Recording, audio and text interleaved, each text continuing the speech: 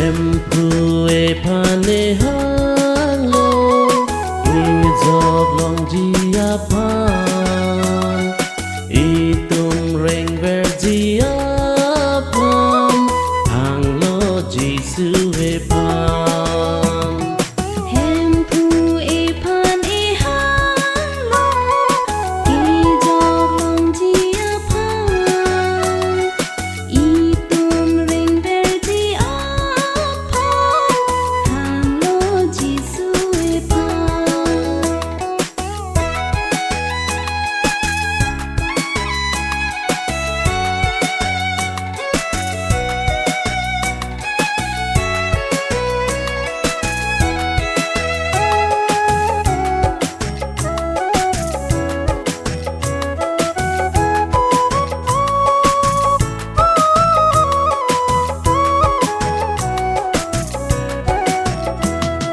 Kang sa nang lipo,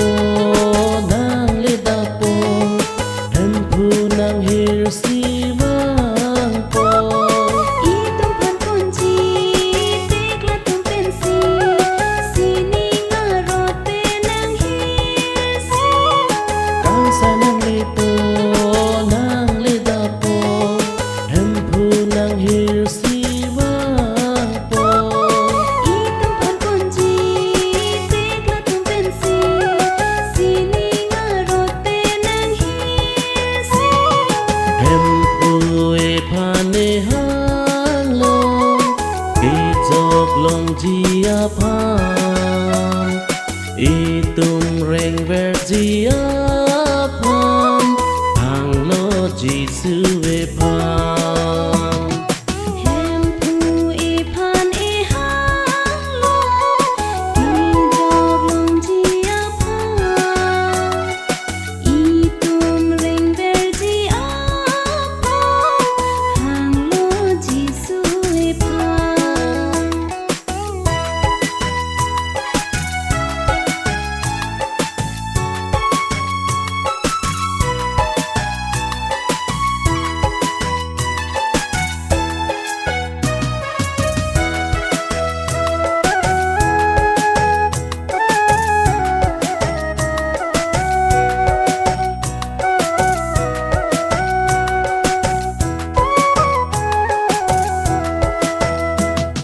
Kang sayang ni nang lilote Papen dormig bahagi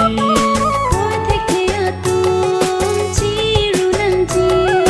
Pirte tanang inting kuji Kang sayang ni nang lilote Papen dormig bahagi Kotek niyatung ciru nanti Pirte tanang inting kuji Em phu Ephan Ehanglo Izog long dia pan Itum reng verdia